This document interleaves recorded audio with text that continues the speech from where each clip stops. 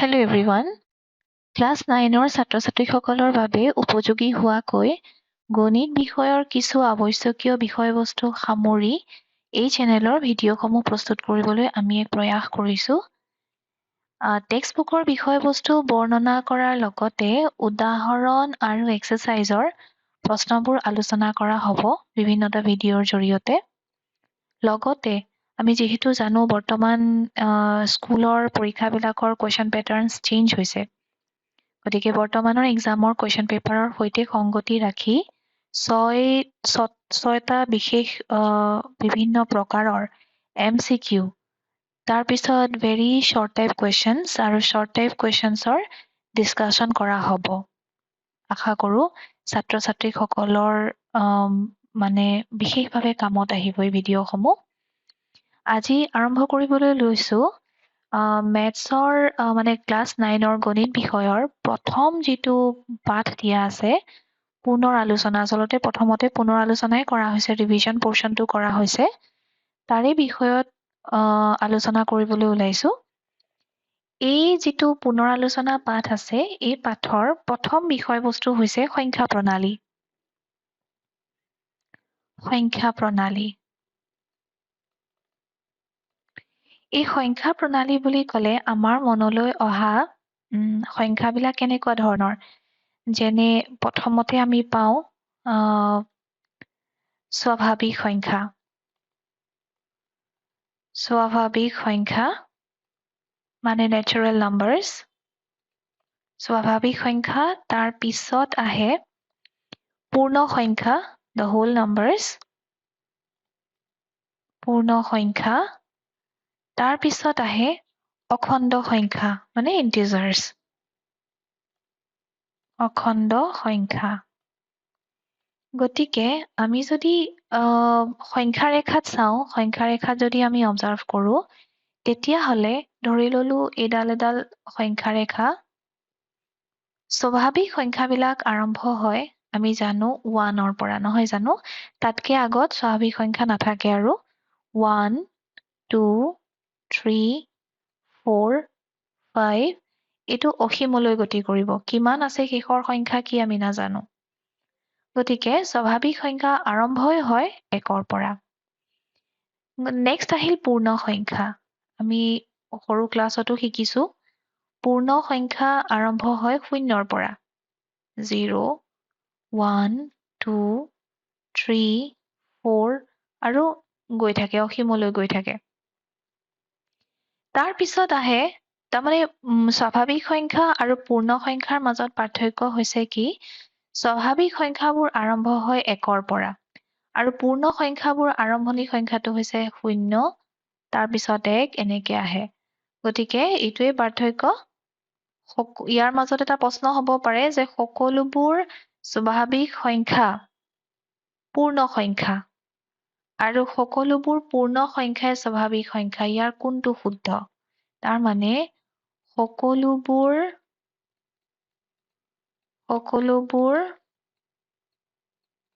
স্বাভাৱিক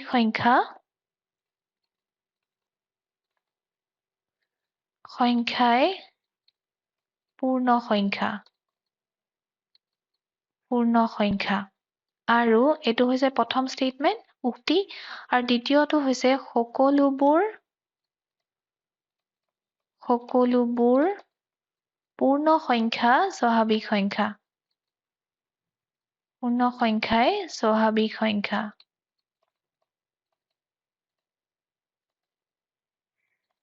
এই দুটাৰ ভিতৰত কোনটো শুদ্ধ হয়? যিহেতু আমি দেখা পাইছো সকলোবোৰ স্বাভাৱিক সংখ্যাই পূৰ্ণ সংখ্যা, তাৰমানে পূৰ্ণ সংখ্যাৰ ভিতৰত এই স্বাভাৱিক সংখ্যাবোৰ সোমাই আছে। এই গোটেইখিনি হৈছে পূৰ্ণ সংখ্যা আৰু ইয়াৰ ভিতৰত এই স্বাভাৱিক সংখ্যা 1ৰ পৰা আৰম্ভ কৰি বাকী সকলোবিলাক ইয়াতে অন্তৰ্ভুক্ত হৈ আছে। গতিকে সেই হিচাপে চাবলৈ গ'লে আমি পাওঁ যে সকলোবোৰ স্বাভাৱিক সংখ্যাই পূৰ্ণ সংখ্যা হয়। কিন্তু অন্য ক্ষেত্ৰত চাবলৈ গ'লে সকলোবোৰ পূৰ্ণ সংখ্যাই স্বাভাৱিক সংখ্যা হয় জানো? নহয়, কাৰণ এই 0টো এটা পূৰ্ণ সংখ্যা হয় যিটো নেকি স্বাভাৱিক সংখ্যাৰ ভিতৰত অন্তৰ্ভুক্ত নহয়। গতিকে এই দ্বিতীয় উক্তিটো ভুল, প্ৰথম উক্তিটো সত্য। এইবিলাক বিষয়ৰ ওপৰতো পৰীক্ষাত কুৱেশ্যন হ'ব পাৰে। গতিকে আমি সেইমতে আগবাঢ়িব লাগিব। নেক্সট আমি চাম এতিয়া অখণ্ড সংখ্যাৰ ক্ষেত্ৰত কেনেকুৱা হয় সংখ্যাবোৰ। আমি জানো যে পজিটিভ আৰু নিগেটিভ যিমানবোৰ সংখ্যা আছে, যেনে সংখ্যা ৰেখাত দেখাবলৈ গ'লে মাজত ধৰি ললো 0 আছে, ইফালে 1, 2, 3, 4 এই ধৰণে গৈ আছে, আৰু ইফালে আছে -1, -2, -3, -4। এইফালে যিমানবোৰ সংখ্যা আহিছে এই সকলোবোৰ ঋণাত্মক, নিগেটিভ, আৰু এইফালে যিমানবোৰ সংখ্যা গৈছে এই সকলোবোৰ হৈছে পজিটিভ। গতিকে অখণ্ড সংখ্যাবিলাকৰ সংখ্যা ৰেখাত এই ধৰণে উপস্থাপন কৰা হয়। এতিয়া আমি দেখা পাইছো যে এই পূৰ্ণ সংখ্যা যিমানখিনি পূৰ্ণ সংখ্যা আছে এই সকলোবিলাক অখণ্ড সংখ্যাৰ ভিতৰত অন্তৰ্ভুক্ত হয়। ঠিক তেনেদৰে যিমানবোৰ স্বাভাৱিক সংখ্যা আছে এই সকলোবিলাকো এই অখণ্ড সংখ্যাৰ ভিতৰত অন্তৰ্ভুক্ত হয়। তাৰ মানে অখণ্ড সংখ্যাৰ যিটো সংহতি আছে এই সংহতিৰ ভিতৰত পূৰ্ণ সংখ্যাও সোমাই থাকে আৰু স্বাভাৱিক সংখ্যাও সোমাই থাকে। গতিকে সংখ্যা প্ৰণালীৰ এই বিষয়বস্তুখিনি অলৰেডি আমি শিকিছো, সৰু ক্লাছত অলৰেডি আমাক শিকোৱা হৈছে। এতিয়া নেক্সট আমি আলোচনা কৰিবলৈ লৈছো পৰিমেয় সংখ্যাৰ বিষয়ে। চাওঁ পৰিমেয় সংখ্যা কেনেকুৱা ধৰণৰ হয়। আমিতো শুনি আছো পৰিমেয় সংখ্যা কৈয়ে থকা হয়, আগতে পঢ়িবলৈও পাইছো। পৰিমেয় সংখ্যা। পৰিমেয় সংখ্যা হৈছে এনে কিছুমান সংখ্যা যিবোৰ p/q আকৃতিত প্ৰকাশ কৰিব পাৰি, য'ত p আৰু q হৈছে অখণ্ড সংখ্যা। অখণ্ড সংখ্যা লগতে তলৰ যিটো হৰ আছে, মানে ডিনমিনেটৰ যিটো আছে, সেইটো কেতিয়াও মানে শূন্য হ'ব নোৱাৰে। যেতিয়া তলৰ যিটো হৰ আছে এই হৰটো যদি শূন্য হৈ যায় এই গোটেই মানে এক্সপ্ৰেশ্যনটোৱে নট ডিফাইন্ড হৈ যাব, মানে এইটো সংজ্ঞাহীন হ'ব আচলতে। গতিকে কিউ নট ইকুৱেল টু 0, এই তলৰ সংখ্যাটো কোনো ক্ষেত্ৰতে শূন্যৰ সৈতে সমান হ'ব নোৱাৰে। যিহেতু আমি জানো 3/0 নট ডিফাইন্ড, তেনেকে 11/0 নট ডিফাইন্ড, এইটো ডিফাইন কৰিব নোৱাৰি বা সংজ্ঞা দিব নোৱাৰি। তেনেকে যিকোনো সংখ্যা 0.7320 ডিভাইডেড বাই 0 এইটো নট ডিফাইণ্ডেই হ'ব, ইয়াৰ কোনো নিৰৰ্থক, কোনো অৰ্থ নাই। গতিকে আমি বুজি পাইছো কি পৰিমেয় সংখ্যাবোৰ এনে কিছুমান সংখ্যা যিবোৰ p/q আকৃতিত প্ৰকাশ কৰিব পাৰি, য'ত p আৰু q দুটা অখণ্ড সংখ্যা হয় আৰু qৰ মানটো কেতিয়াও 0ৰ সৈতে সমান হ'ব নোৱাৰে। আচলতে টেকনিকেলি চাবলৈ গ'লে পৰিমেয় মানে হৈছে, পৰিমেয় শব্দটোৰ অৰ্থ হৈছে যাৰ পৰিমাণ পাব পাৰি, যাৰ পৰিমাণ উপলব্ধ, মানে যাৰ পৰিমাণ পাব পাৰি। গতিকে তেনেকুৱা ধৰণৰ মানে বস্তুবিলাককে পৰিমেয়, যাৰ পৰিমাণ অনুধাৱন কৰিব পাৰি তাকেই পৰিমেয় বোলে। গতিকে এই পৰিমেয় সংখ্যাবোৰক সংখ্যা ৰেখাত উপস্থাপন কৰিব পাৰি। এতিয়া আমাক লাগে যদি পৰিমেয় সংখ্যা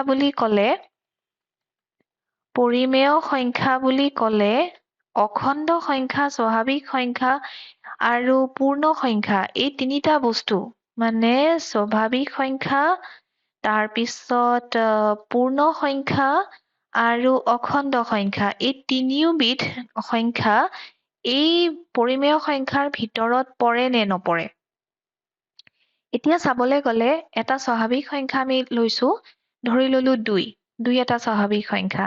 এই 2টোক আমি 2/1 এই আকাৰে প্ৰকাশ কৰিব পাৰো কাৰণ সংখ্যাটোৰ তলত এক বেলেগ নাথাকে একেই থাকে গতিকে এইটো এনেকে যেতিয়া প্ৰকাশ কৰিছো ওপৰতো আমি p বুলি ললো তলৰ সংখ্যাটো q বুলি ললো য'ত q 0 হৈ থকা নাই ইয়াত গতিকে ইয়াত এই সংখ্যাটো 2 সংখ্যাটো আমি p by q আকৃতিত প্ৰকাশ কৰিব পাৰিছো গতিকে 2 এটা পৰিমেয় সংখ্যা হয় যিটো এটা স্বাভাৱিক সংখ্যাও হয় আকৌ আমি জানো 2 পূৰ্ণ সংখ্যাৰ ভিতৰতো পৰে যিহেতু p by q আকৃতিত প্ৰকাশ কৰিব পাৰিছো গতিকে 2টো পূৰ্ণ সংখ্যাত অন্তৰ্ভুক্ত হয় এতিয়া আহিল নেক্সট অখণ্ড সংখ্যাৰ ক্ষেত্ৰত আমি কি পাওঁ অখণ্ড সংখ্যা ধৰি ললো -2 এটা অখণ্ড সংখ্যা এটা নিগেটিভ নাম্বাৰ গতিকে এই -2ৰ ক্ষেত্ৰত কি হয় -2 আমি যদি ইচ্ছা কৰো আমি -2/1 আকাৰত ইয়াক প্ৰকাশ কৰিব পাৰো যিহেতু তলত হৰ একেই থাকে যদিও এইটো দেখুৱা নাযায় তলত হৰ একেই সংখ্যাৰ তলত সংখ্যা যিকোনো এটা গোটা সংখ্যাৰ হৰ বুলি ক'বলৈ একেই হয় গতিকে ইয়াত এইটোৱে ঠাই লৈছে pৰ এইটোৱে স্থান লৈছে qৰ যিটো 0 নহয় গতিকে -2কো আমি p by q আকৃতিত প্ৰকাশ কৰিব পাৰিছো গতিকে -2টো হ'লগে এটা অখণ্ড সংখ্যা আৰু এই অখণ্ড সংখ্যাটো p by q আকৃতিত প্ৰকাশ কৰিব পৰা হেতুকে ই এটা পৰিমেয় সংখ্যা হ'ল গতিকে আল্টিমেটলি আমি বুজি পালো যে পৰিমেয় সংখ্যাৰ ভিতৰত স্বাভাৱিক সংখ্যা পূৰ্ণ সংখ্যা অখণ্ড সংখ্যা এই তিনিওটাই সোমাই আছে তাৰমানে সকলো স্বাভাৱিক সংখ্যাই পৰিমেয় সংখ্যা সকলো পূৰ্ণ সংখ্যাই পৰিমেয় সংখ্যা আৰু সকলোবোৰ অখণ্ড সংখ্যাই পৰিমেয় সংখ্যা ইয়াৰ পিছত আমি চাওঁ এই পৰিমেয় সংখ্যাবোৰত সংখ্যা ৰেখাত উপস্থাপন কৰিব পাৰি নে নোৱাৰি পৰিমেয় সংখ্যা ৰেখাত উপস্থাপন কৰিব পাৰি যেনে উদাহৰণ স্বৰূপে আমি যদি লওঁ সংখ্যা ৰেখাত ধৰি ললো এয়া 0 এয়া 1 এয়া 2 0 আৰু 1ৰ মাজত 0 আৰু 1 নিজেই এটা পৰিমেয় সংখ্যা এই 0 আৰু 1ৰ মাজত থকা পৰিমেয় সংখ্যা হৈছে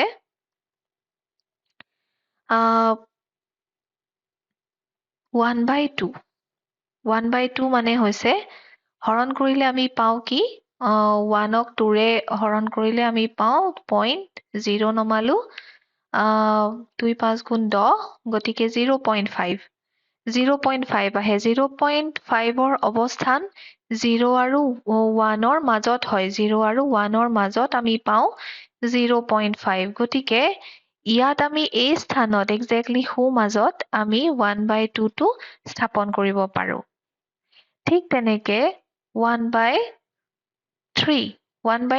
ক্ষেত্ৰত আমি কি পাওঁ যদি মই 1ক 3ৰে হৰণ কৰি দিওঁ কি পাওঁ পইণ্ট দি পেলাই 0 নমালো তেতিয়া 3 গুণ 9 হ'ল 1 বাকী থাকিল এইফালে আকৌ 0 নামিল 3 গুণ 9 এনেকে কণ্টিনিউৱাছ হ'ব বস্তুটো গতিকে 0.33 মানে ইমান মানত এইখিনি মানতে আহিব 1/3 গতিকে এই ধৰণে তাৰমানে অখণ্ড সংখ্যাকো আমি সংখ্যা ৰেখাত উপস্থাপন কৰিব মানে এই যিটো ছবি আমি পালো যিটো উপস্থাপন কৰিলো 1/3 আৰু 1/2ক সংখ্যা ৰেখাত আমি যেনেকে উপস্থাপন কৰিলো ইয়াৰ পৰা এটা বস্তুৱেই ক্লিয়াৰ হৈছে যে পৰিমেয় সংখ্যাক আমি সংখ্যা ৰেখাত উপস্থাপন কৰিব পাৰো এতিয়া যিহেতু পৰিমেয় সংখ্যা আমি পালোৱেই ইয়াৰ বিপৰীতভাৱে আমি অপৰিমেয় সংখ্যাও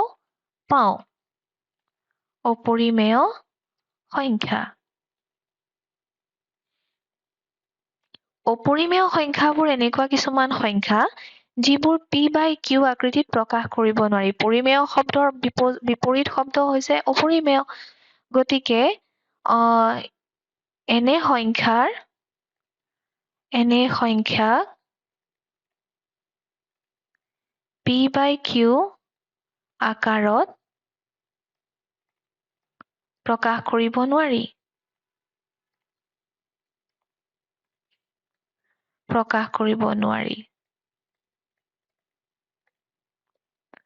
গতিকে য'ত নেকি p qৰ মানটো শূন্য হ'ব নোৱাৰে এনেকুৱা আকাৰত আমি প্ৰকাশ কৰিব নোৱাৰো উদাহৰণস্বৰূপে কেনেকুৱা সংখ্যা পাওঁ আমি এইটো ক্ষেত্ৰত অপৰিমেয় সংখ্যা বুলিলে আমি যিকোনো মৌলিক সংখ্যাৰ বৰ্গমূল তাৰমানে √2 √3 বৰ্গমূল 5 বৰ্গমূল 11 এইবিলাক হৈছে অপৰিমেয় সংখ্যাৰ উদাহৰণ ইয়াৰ পিছৰ বিষয়বস্তুটো হৈছে কি এই পৰিমেয় সংখ্যা আৰু অপৰিমেয় সংখ্যা তাৰমানে ইয়াত যদি মই লওঁ পৰিমেয় আৰু অপৰিমেয় সংখ্যা পৃথিৱীত যিমান আছে এই গোটেই সংখ্যাবোৰ যদি মই লগাই দিওঁ বা আমি যদি লগাই দিওঁ একেলগে তেতিয়াহ'লে পৰিমেয় আৰু অপৰিমেয় সংখ্যাৰ সংহতি মিলি আমাক কি দিব বাস্তৱ সংখ্যা the real numbers বাস্তৱ সংখ্যা গতিকে বাস্তৱ সংখ্যা বুলিলে আমি বুজি পাওঁ কি পৰিমেয় আৰু অপৰিমেয় সংখ্যাৰ সম্পূৰ্ণ মানে যিমানখিনি সংখ্যা আমি পাম এই গোটেই সংখ্যাবিলাকক একেলগে যিটো সংহতিত ৰখা হৈছে সেয়া হৈছে বাস্তৱ সংখ্যা গতিকে আজি আমি এইখিনিয়ে আলোচনা কৰিলো সংখ্যা প্ৰণালীৰ বেলেগ বেলেগ ধৰণৰ সংখ্যাসমূহৰ বিষয়ে আলোচনা কৰা হ'ল ইয়াৰ পিছৰ ভিডিঅ'ত লৈ আহিম গণিতীয় মৌলিক প্ৰক্ৰিয়াৰ ওপৰত কিছু আলোচনা Thank you for watching.